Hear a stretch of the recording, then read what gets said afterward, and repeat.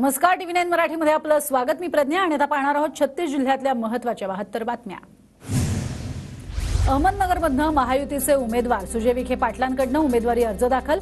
मुख्यमंत्री आणि दोन्ही उपमुख्यमंत्र्यांच्या उपस्थितीत अर्ज भरला. अर्ज भरण्यापूर्वी रॅली काढत केलं शक्तीप्रदर्शन. हिना गावित यांच्याकडनं नंदुरबार लोकसभेसाठी अर्ज दाखल. शक्तीप्रदर्शन करत उमेदवारी अर्ज केले दाखल.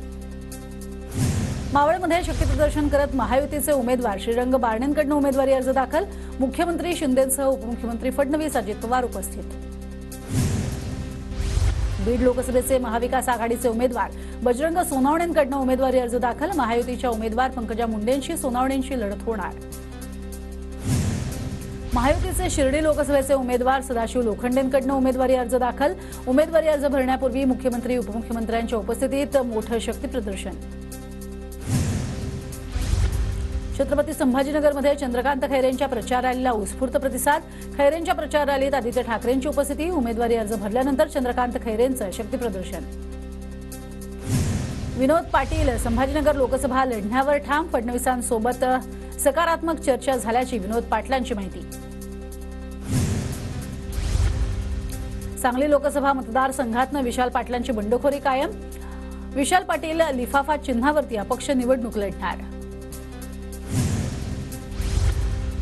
सांगलीमध्ये विशाल पाटलांनी अपक्ष उमेदवारी कायम ठेवल्यानंतर कार्यकर्त्यांचा जल्लोष. वसंतदादा भवन आणि विशाल पाटलांच्या जनसंपर्क कार्यालयाबाहेर फटाक्यांची आतषबाजी. सोलापूर लोकसभेतनं वंचित बहुजन आघाडीची माघार. वंचितकडनं राहुल गायकवाड यांचा उमेदवारी अर्ज मागे.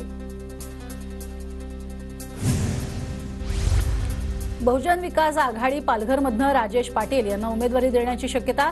राजेश पाटील बहुजन विकास आघाडीचे बोईसरचे आमदार. 2 दिवसात हितेंद्र ठाकूर उमेदवाराच्या नावाची घोषणा करणार.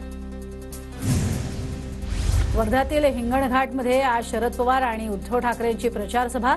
मवियाचे उमेदवार अमर काळे यांच्या प्रचारार्थ सभेचं आयोजन.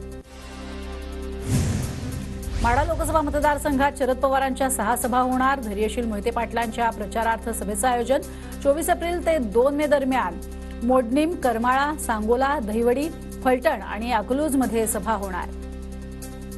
राहुल गांधींची 24 एप्रिलला सोलापुरात सभा. मवियाच्या उमेदवार प्रणिती शिंदेंच्या प्रचारार्थ सभा होणार. उद्धव ठाकरे यांची उद्या परभणीत जाहीर सभा. प्रियदर्शनी इंदिरा गांधी, संजय जाधव यांच्या प्रचारासाठी सभा होणार. ओमराजे निंबाळकर आणि अर्चना पाटलांना निवडणूक आयोगाची नोटीस. दोघांकडून परस्पर विरोधी आचारसंहिता भंगाची तक्रार. पुरावे सादर करण्याचे आदेश. पुरावे सादर न केल्यास कारवाईचा इशारा. बीडच्या घाटनांदूरमधील एका विवाह सोहळ्यास मुंडे बहीण भावाची हजेरी. सूर्यकांत मुंडेंच्या मुलाच्या विवाह सोहळ्यामध्ये मुंडे बहीण आणि भाऊ एकत्र. बीड लोकसभेतनं महायुतीच्या उमेदवार पंकजा मुंडेंचा दिव्यांग, विधवा महिला आणि ज्येष्ठ नागरिकांशी संवाद. दिव्यांगांसाठी दिव्यांग भवन बनवणार, पंकजा मुंडेंचं आश्वासन. पुरंदर तालुक्यामध्ये नायगावात सुनेत्रा पवारांचा दौरा. ग्रामदैवत यात्रेनिमित्त बैलगाडा शर्यतीलाही उपस्थिती. जय पवार यांचा पुण्याच्या भोर तालुक्यात गावभेट दौरा. गावातील नागरिकांसोबत साधला संवाद. जय पवारांसोबत तालुक्यातील महायुतीतल्या पदाधिकाऱ्यांची उपस्थिती. पुण्यातील महायुतीचे उमेदवार मुरलीधर मोहोळ गुरुवारी अर्ज दाखल करणार. अर्ज दाखल केल्यानंतर महायुतीची नदीपात्रात सभा. पंकजा मुंडे बुधवारी उमेदवारी अर्ज दाखल करणार. घोषणा देताना कोणाचाही अपमान करू नका, पंकजा मुंडेंचं कार्यकर्त्यांना आवाहन.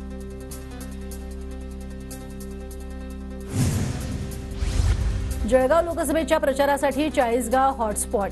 जळगाव लोकसभेसाठी महायुतीच्या स्मिता वाघ आणि महाविकास आघाडीच्या करण पवार यांच्यामध्ये लढत. नाशिकची जागा भाजपला सोडण्यात यावी. स्थानिक पदाधिकारी मागणीवर ठाम. भाजपचे इच्छुक उमेदवार दिनकर पाटलांचा नाशिकच्या जागेवर दावा कायम. नाशिकच्या नांदगावात महायुतीच्या घटक पक्षांचा स्नेह मेळावा. भारती पवारांना सर्वाधिक मताधिक्य द्या. सुहास कांदेंची कार्यकर्त्यांना भावनिक साथ.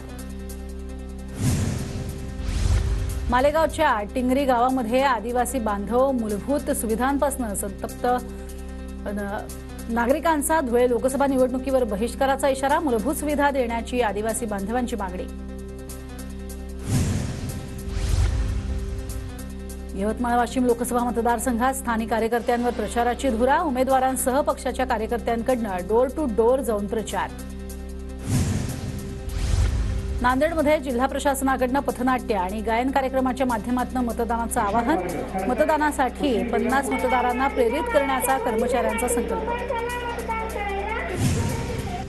लोकसभा निवडणुकीच्या पार्श्वभूमीवर वाशिमच्या वाईमध्ये विद्यार्थ्यांकडून मतदान जनजागृती रॅली, प्रभात फेरी काढत मतदारांना मतदानाचा हक्क बजावण्याचं आवाहन. साताऱ्यामध्ये शंभूराज देसाईंच्या निवासस्थानासमोरील उदयनराजेंचं चित्र हटवलं. चित्र कुणी हटवलं याबाबत स्पष्टता नाही. देसाईंच्या निवासस्थानासमोरील चित्रामुळे झाला होता मोठा वाद. बुलढाण्याच्या खामगावमध्ये काँग्रेस पदाधिकाऱ्यांमध्ये हाणामारी, मवियाची सभा संपताच माजी आमदार दिलीप सानंदा आणि तेजेंद्रसिंग चव्हाण यांच्यामध्ये वाद. बुलढाण्यामध्ये काँग्रेसमधील गटबाजी चव्हाट्यावर. भंडारा जिल्ह्यामध्ये बरसल्या पावसाच्या सरी, अचानक आलेल्या पावसामुळे शाळकरी मुलांची उडाली तारांबळ.